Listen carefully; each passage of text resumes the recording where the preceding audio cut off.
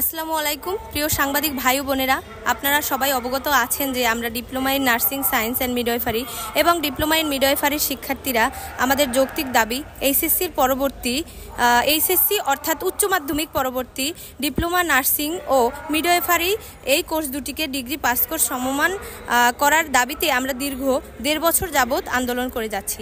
এরই ধারাবাহিকতায় গত 14ই মে আমরা শিক্ষার্থীরা কেন্দ্রীয় শহীদ মিনারে মহাসমাবেশ করি এবং পরবর্তীতে শহীদ মিনার থেকে পদযাত্রা করে শাহবাগের দিকে যাই।